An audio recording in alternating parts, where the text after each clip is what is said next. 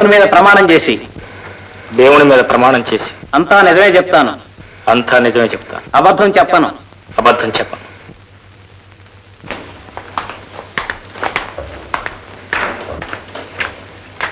చూడండి భాస్కర్రావు గారు, ఇప్పుడు ప్రతివాదిగా వ్యవహరిస్తున్న మీ భార్య అరుణాదేవి గారు అకారణంగా మిమ్మల్ని విడిచిపెట్టి వెళ్లి పిల్లలతో సహా వేరే ఉంటున్నందుకు మీరు బాధపడి హిందూ వివాహ చట్టం 9వ సెక్షన్ ప్రకారం వైవాహిక సంబంధమైన హక్కుల్ని పునరుద్ధరించవలసిందిగా మీ దరఖాస్తులో కోరారు, అంతే కదా?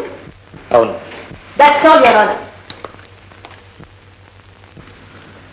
వెల్ మిస్టర్ భాస్కర్రావు, సార్, ప్రతివారి అరుణాదేవి నా భార్య. మీది వర్ణాంతర వివాహం కదూ? అవును. ఆమెను మీరు ప్రేమించి పెళ్లి చేసుకున్నారన్నమాట. మరి మా పెళ్లి జరిగే నాటికి అరుణాదేవి డాక్టర్ రాధాపతి గారి నర్సింగ్ హోంలో గుండెపోటుతో చావు బ్రతుకులు మచ్చింది. సుమంగళిగా చనిపోవాలన్న ఆమె చివరి కోరికను తీర్చమని డాక్టర్ రాధాపతి గారు నన్ను కోరారు. నేను హాస్పిటల్లో ఉండగా డాక్టర్ రాధాపతి గారు కూడా ఆయన వస్తుండేవారు.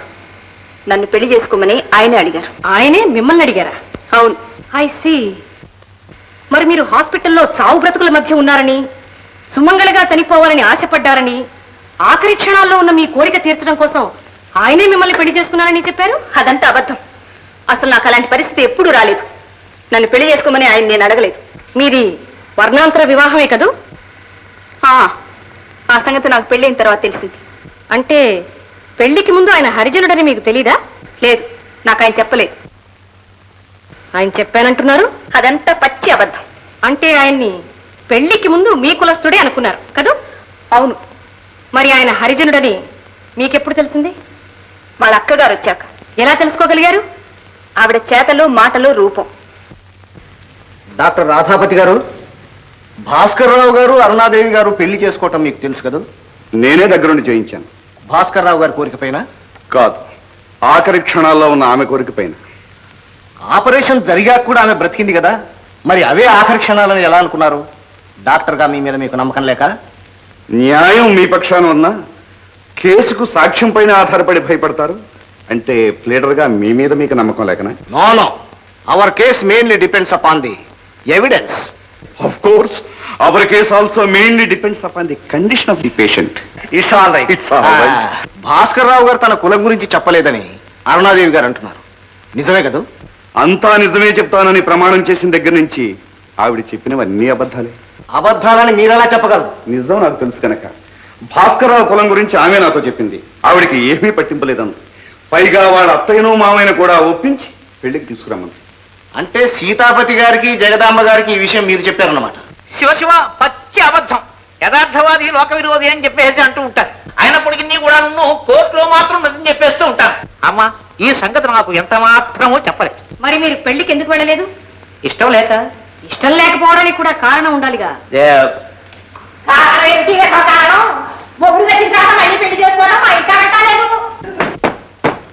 అడుగుతున్నదే ఆయన్ని, మీరు కూర్చోండి. చూడండి, ఆవిడ చెప్పిందే కారణమా? ఎస్.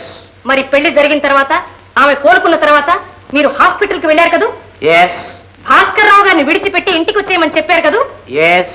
మీ కులంలోనే బంగారం లాంటి కుర్రవాడిని చూసి పెళ్లి చేస్తానని చెప్పారు కదూ? ఎస్. అంటే అప్పటికి భాస్కర్రావు గారు మీ కులం కాదని మీకు తెలిసినట్టేగా? Yes. Please note this point your honour. అమ్మా, అయ్యా, ఇది ఎస్ కాదండి, ఈ ఎస్ కాదండి. That's all your honour. అమ్మా, ఇది ఎంత మాత్రం కూడా ఎస్ కాదు. భాస్కర్రావు గారి కులం గురించి మీకు గాని మీ వాళ్లకు గాని ముందుగా తెలియదంటారు. అవును. అయితే భాస్కర్రావు గారు రాధాపతి గారు చెప్పినవన్నీ తప్పుడు సాక్ష్యాలంటారు. అవును. మీరు చెప్పిందే నిజం అంటారు. అవును. అయితే ఉత్తరం ఏమిటి? చూడండి. ఆ దస్తూరి మీదే కదూ? ఈ ఉత్తరం పెళ్ళైన కొత్తలో మీరు రాసిందే కదూ?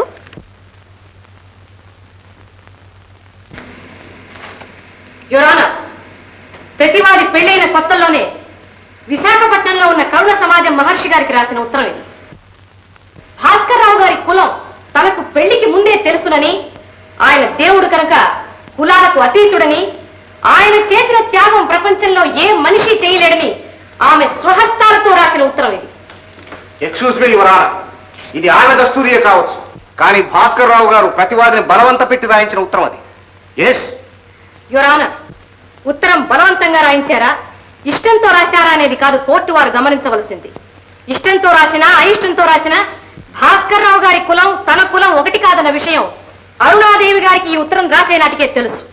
ఈ ఉత్తరం రాసిన తర్వాత కూడా చాలా కాలం సుఖంగా కాపురం చేశామని ఆమె అభియోగంలోనే ఉంది. సో యువర్ ఆనర్, దీన్ని బట్టి భాస్కర్ రావు గారి కులం అరుణాదేవి గారికి ముందే తెలుసునని ఆయన చెప్పారని కోర్టు వారు నమ్మగలరని నా మనవి. ఈ కేసు డిసెంబర్ 20వ తేదీకి తిరిగి వాయిదా వేయడమైంది. మీరు ఆయన్ని విడిచిపెట్టి రావడానికి రెండవ అభియోగం తిట్టి కొట్టి బాధించారని కదా? అవునండి. తిట్టడం కొట్టడం ఎప్పటి నుంచి ఆరంభమైంది? వాళ్ళ అక్కగారు మా ఇంటికి వచ్చినప్పటి నుంచి. ఆమె ఎప్పుడు వచ్చింది? మా పాప పుట్టినప్పుడు. ఓహో, ఆమె వచ్చినప్పటి నుంచి ఆయనలో మార్పు వచ్చిందన్నమాట. అవును. సాయంకాలం ఆఫీస్ నుంచి వచ్చేసరికి లేనిపోనివి చెప్పి నన్ను తిట్టించేది. ఆవిడేం చెప్పినా ఆయన నమ్మేవారు. ఆమె ఉన్నంత కాలాన్ని కొట్టారా? వెళ్ళాక కూడా. వెళ్ళాక పరిస్థితులు చక్కబడలేదా? లేదు. ఆ తర్వాతనే ఆయన మరో రూపం బయటపడింది. ఏమిటది? ఆయనకి చాలా మంది ఆడవాళ్లతో సంబంధాలున్నాయి. ఎవరెవరు? ఒకటి తార, ఇంకొకటి ఆయన మేనకోడలు లక్ష్మి, మరొకటి అమల అని. మీ పేరు? అమలా జేమ్స్. మీకు వాది భాస్కర్ రావు గారు ఎలా పరిచయం? మా అక్కయ్య అరుణాదేవి ద్వారా. ఆయనకు మీకు ఉన్న సంబంధం? అన్నా చెల్లెల సంబంధం. అరుణాదేవి అక్క అయినప్పుడు భాస్కర్ రావు గారు అన్న ఎలా అవుతాడు? నేను చెప్పేది సంబంధం, మీరు అడిగేది వరస. ఓహో, మీ అక్కయ్య గారు ఆయన్ని విడిచిపెట్టి వెళ్ళిపోయిన తర్వాత కూడా మీరు భాస్కర్ రావు గారింటికి వెళ్ళడం రావడంలో మీ ఉద్దేశం? ఆయన మంచితనం నా కృతజ్ఞత. ఎందుకని? ఆయన నా చదువుకి మా నాన్న కళ్ళాపరేషన్కి చేసిన సహాయం. ఆయన మీకు ఆర్థికంగా సహాయం చేస్తే మీరు ఆయనకి అరుణాదేవి గారు లేని లోటు తీరుస్తున్నారు. Objection your honour. కోర్టులో సభ్యత మరిచి మాట్లాడడం సంస్కారం కాదు. Objection sustain. Sorry your honour. Aruna Devi గారు మీ మీద ఈ ఆరోపణ చేయడానికి కారణం?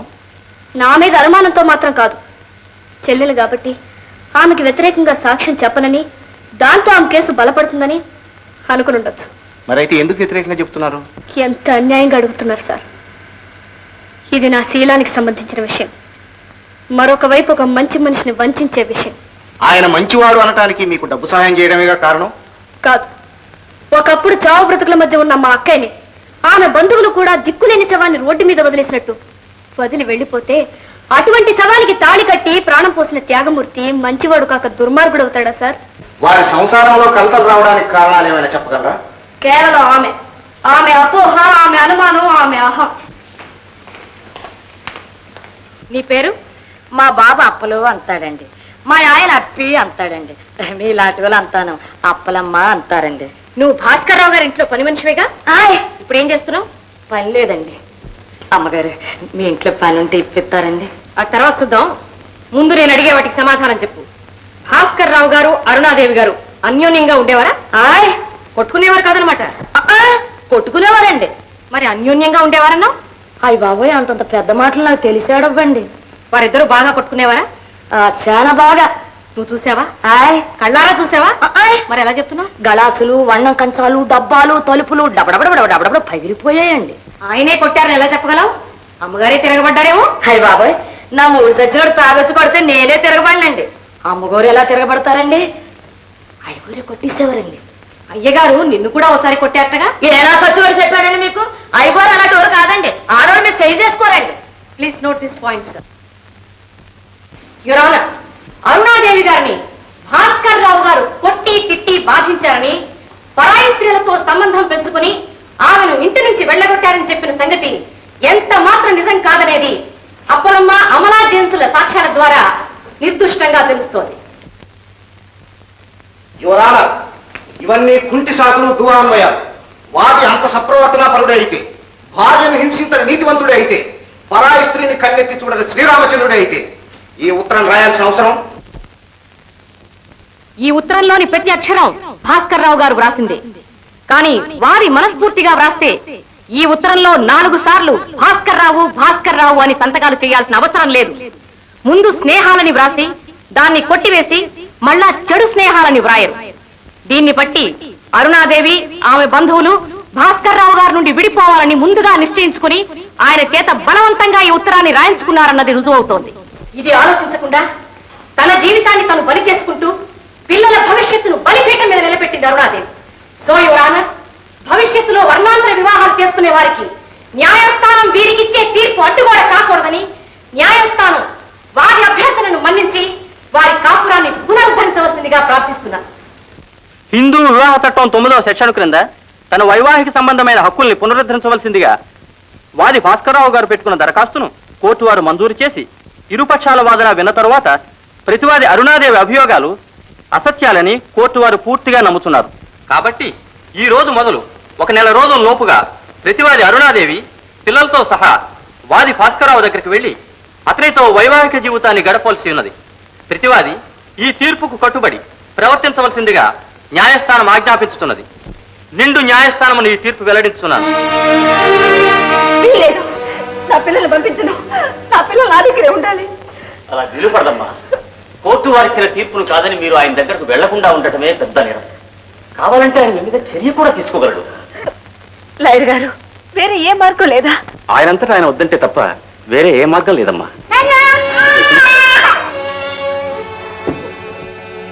బాబు రండి సార్, కూర్చోండి. సారీ భాస్కరరావు గారు, మీరేం చెప్పబోతున్నారో నాకు తెలుసండి.